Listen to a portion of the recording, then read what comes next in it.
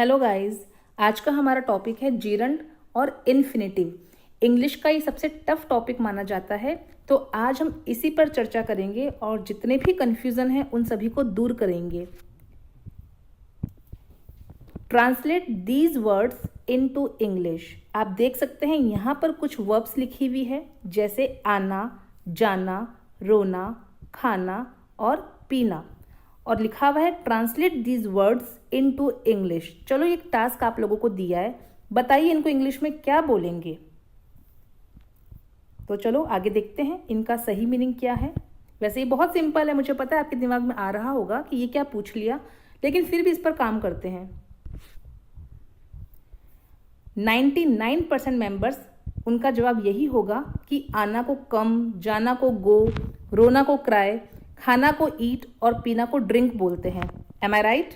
तो चलो देखते हैं क्या ये सही है या गलत। अरे ये क्या, ये तो गलत है। आना को कम ही तो बोलते हैं, पर ये क्रॉस क्यों है? जाना गो ये भी क्रॉस, रोना ये भी क्रॉस, तो करेक्ट क्या है? करेक्ट है आओ, जाओ, रो, खाओ, पियो, कम, गो, क्राई, ईट, ड्रिंक। क्या डिफरेंसेस है, कुछ पता लगा? नहीं? तो चलो मैं बताती हूँ। बिल्कुल ये हमें पता है कि कम, गो, क्राई, ईट, ड्रिंक इनका हिंदी में यही मीनिंग होता है, लेकिन इनको समझने का तरीका थोड़ा सा डिफरेंस है। समझने की कोशिश करते हैं। जब हम किसी को ऑर्डर देते हैं कि इधर आओ, तब हम यूज करते हैं कम, कम हेयर। जाओ, जब हम किसी को जाने के लिए ऑर्डर देते हैं जाओ, तब हम यूज करते हैं गो। जब हम किसी को रोने के लिए बोलते हैं चलो रो रो, तब हम यूज करते हैं क्राई। और हम किसी को कहते हैं खाओ, खाओ ना, तो हम यूज करते हैं ईट। और जब हम किसी को कहते हैं पियो, पी लो, तो यूज करते हैं ड्रिंक। इसीलिए अगर आपने आना, जाना, रोना, खाना और पीना का मीनिंग कम, गो, क्राई, ईट, ड्रिंक लिखा है तो बिल्कुल ही गलत हो जाएगा। तो फिर ये आना, जाना, रोना, खाना, पीना का सही इंग्लिश वर्ड क्या होना चाहिए, हम इसी पर आज चर्चा करने वाले हैं। आइए देखते हैं। इसका रूल समझने की कोशिश कीजिए। किसी भी क्रिया या वर्ब के अंत में ना शब्द जुड़ा हो तो समझ जाना चाहिए कि दी गई क्रिया इन्फिनेटिव या जिरंड है। चलो एक बार वापस हम पिछली स्लाइड पर जाते हैं और उसको समझते हैं। देखिए रूल क्या था कि किसी भी वर्ब या वर्ड के लास्ट में ना शब्द आए तो समझ जाइए कि वो जिरंड या इन्फिनेटिव है। अब देखिए आ के पीछे दे रखा है ना, आना, जा ना, रो ना, खा ना, पी ना। इसका मतलब जो आप लेफ्ट साइड में जो आप सीरीज देख रहे हैं वो क्या है, वो या तो इन्फिनेटिव या जिरंड है। लेकिन जो राइट साइड में आप जो वर्ड्स देख रहे हैं वो क्या है, वो ऑर्डर वे है। तो आज मैं आपको यही इन्फिनेटिव और जिरंड कैसे यूज करते हैं, सेंटेंस में इसका इस्तेमाल कैसे किया जाता है, यही सब बताने वाली हूं। देखिए इन्फिनेटिव क्या होते हैं? ऐसी वर्ब यानी कि वर्ब की फर्स्ट फॉर्म जिसके पहले टू आता है, टू प्लस वी फर्स्ट, इसे हम इन्फिनेटिव कहेंगे। जैसे टू गो, टू कम, और भी बहुत सारे एग्जाम्पल आप यूज कर सकते हैं, to run, to sing etcetera. और जिरंड में क्या होता है? जिरंड में वर्ब की फर्स्ट फॉर्म के साथ आईएनजी लग जाता है और वो जिरंड बन जाता है। जैसे going, coming, running, singing etcetera. आई होप आपको ये बात समझ में आई होगी कि गो और गोइंग में क्या फर्क हुआ, टू गो क्या हुआ, कमिंग क्या हुआ। आइए और आगे इस पर बात करते हैं। यहां कुछ सेंटेंसेस आप देखेंगे।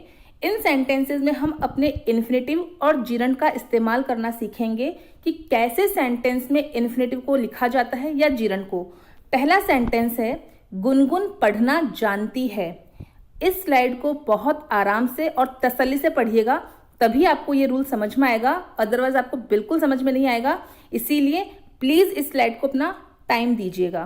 तो पहला सेंटेंस है गुनगुन पढ़ना जानती है।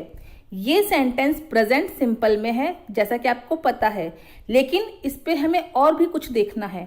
इसमें आप देख सकते हैं कि दो एक्शन दिए हुए हैं। एक एक्शन है पढ़ना और दूसरा एक्शन है जानना। जानना को इंग्लिश में कहते हैं नो और पढ़ना को कहते हैं रीड। हमें सेंटेंस कैसे बनाना है हम वो देखते हैं। सेंटेंस है गुनगुन पढ़ना जानती है। आप देखिए कि इस सेंटेंस में लास्ट में जो एक्शन दिया गया है जानती है, लास्ट वाला जो एक्शन है वो आपको बताता है कि सेंटेंस किस टेंस में है। तो लास्ट वाले एक्शन के अकॉर्डिंग आपको टेंस यूज करना होता है। तो एक बार हम पढ़ना को इस सेंटेंस से हटाते हैं तो सेंटेंस क्या बनेगा, गुनगुन जानती है। यानी कि पता चल गया हमें ये प्रेजेंट सिंपल टेंस है और गुनगुन सिंगुलर पर्सन है, तो सेंटेंस बनेगा गुनगुन नोज। अब इसमें आगे इस सेंटेंस को कैसे बनाना है ये आपकी चॉइस पे डिपेंड करता है, ये आपकी मर्जी पर डिपेंड करता है। जी हाँ बिल्कुल, अगर आप चाहो तो इसमें इन्फिनेटिव लगाओ या आप चाहो तो इसमें जिरंड लगाओ, जो आपकी इच्छा है वो लगाओ। पहला हमारा सेंटेंस है जो कि जिरंड में है, गुनगुन नोज रीडिंग। गुनगुन पढ़ना जानती है, रीडिंग ये एक जिरंड है। नेक्स्ट है ये भी ऐसे ही बनेगा, गुनगुन नोज, और दूसरा हम क्या लगाएंगे, infinitive, Gungun knows to read. ये सेंटेंस दो तरीके से बन सकता है, चाहो तो आप इसमें इन्फिनेटिव लगाओ और चाहो तो आप इसमें जिरंड लगाओ। ऐसे ही हम हमारे नेक्स्ट सेंटेंस पे देखते हैं वो क्या कहता है, वह क्रिकेट खेलना नहीं जानता है। क्या नहीं जानता वो क्रिकेट खेलना नहीं जानता है। इस सेंटेंस को गौर करके देखिए, इसमें भी दो एक्शंस एक साथ आ रखा है, पहला है खेलना और दूसरा है जानना। लेकिन वही बात कि जो लास्ट में जो एक्शन दिया गया है उससे पता चलता है कि सेंटेंस का टेंस क्या है। लास्ट वाला एक्शन आपको बताएगा कि आपको ये सेंटेंस किस टेंस में बनाना है। तो अगर ये सेंटेंस ऐसे होता, वह नहीं जानता है, तो हम क्या यूज करेंगे, ये भी सेंटेंस प्रेजेंट सिंपल का है, तो हमें पता है ही डज नॉट नो। ये सेंटेंस बनेगा ही डज नॉट नो या ही डजंट नो। लेकिन अभी तक ये सेंटेंस कंप्लीट नहीं हुआ है, क्योंकि इसमें अभी हमें एक चीज और ऐड करनी है, क्रिकेट खेलना, यानी कि दूसरा एक्शन जिसको कि आप चाहो तो जिरंड में बना सकते हो या चाहो तो इन्फिनेटिव में बना सकते हो, जो आपकी इच्छा आप उसमें बनाओ, सेंटेंस दोनों ही सही होते हैं। तो पहला हमारा जिरंड वाला है, he does not know playing cricket, और सेकंड बनेगा इन्फिनेटिव से, he does not know to play cricket. कुछ सेंटेंसेस ऐसे होते हैं जो कि जिरंड से स्टार्ट किए जाते हैं। कैसे, इस पर हम थोड़ा काम करेंगे। ये सेंटेंसेस ऐसे होते हैं जो कि आप इनको या तो जिरंड से स्टार्ट करोगे या आप इन्फिनेटिव से स्टार्ट करोगे, चॉइस आपकी है। ये किस तरह के सेंटेंस होते हैं, इनमें क्या होता है कि जब भी ये सेंटेंस स्टार्ट होते हैं तो एक्शन पहले दिया गया होता है। जैसे कुछ हमारे पास सेंटेंसेस है, जैसे कि कपड़े धोना एक कठिन काम है, झूठ बोलना बुरी आदत है, अंग्रेजी बोलना आसान है, पढ़ाना एक कला है। जैसा कि मैंने भी थोड़ी देर पहले आपको बताया था कि एक्शन के अंदर ना शब्द दिया गया होता है। जैसे कि इसमें देख सकते हैं धोना, बोलना, पढ़ाना, इसमें ना शब्द बताता है कि ये या तो आप जिरंड से बनाएंगे या आप इन्फिनेटिव से बनाएंगे।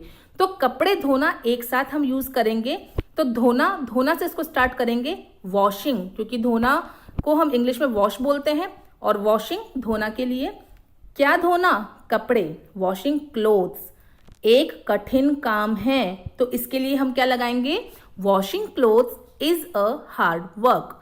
अगर इसी सेंटेंस को हम इन्फिनेटिव से बनाए तो बिल्कुल हमें पता है हमें क्या करना है, हमें हमारा सेंटेंस टू से स्टार्ट करना है और वर्ब की फर्स्ट फॉर्म। तो अब क्या बनेगा, to wash clothes is a hard work. आप चाहो तो इन्फिनेटिव से बनाओ या आप चाहो तो इसको जिरंड से बनाओ, चॉइस आपकी है। दूसरा, झूठ बोलना बुरी आदत है। क्या बुरी आदत है, झूठ बोलना। तो ऐसे सेंटेंसेस हम जिरंड या इन्फिनेटिव से स्टार्ट करेंगे। तो झूठ को हम बोलते हैं लाई और बोलना को बोलते हैं टेलिंग। तो टेलिंग से हमारा सेंटेंस स्टार्ट होगा, telling a lie is a bad habit. और अगर इसको इन्फिनेटिव से बनाना है तो बिल्कुल हम टू से स्टार्ट करेंगे और वर्ब की first form, to tell a lie is a bad habit. Next हमारा, अंग्रेजी बोलना आसान है। ये सेंटेंस स्टार्ट होगा बोलना से, यानी कि स्पीकिंग से। तो स्पीकिंग इंग्लिश इज इजी, इसी सेंटेंस को अगर हमें इन्फिनेटिव में बनाना हो तो to speak English is easy. पढ़ाना एक कला है, बिल्कुल अब तक तो आप समझ चुके होंगे कि ये कहां से स्टार्ट होगा, टीचिंग से। Teaching is an art. और इन्फिनेटिव के लिए to teach is an art. I hope आपको इन्फिनेटिव और जिरंड में काफ़ी फ़र्क भी समझ में आया होगा और इस सेंटेंस में कैसे इनका यूज़ करते हैं ये भी आपको समझ में आया होगा। इस वीडियो को बार बार देखिए और समझने की कोशिश कीजिए। Thanks for watching. Please like, share, comment and subscribe my channel. Thank you.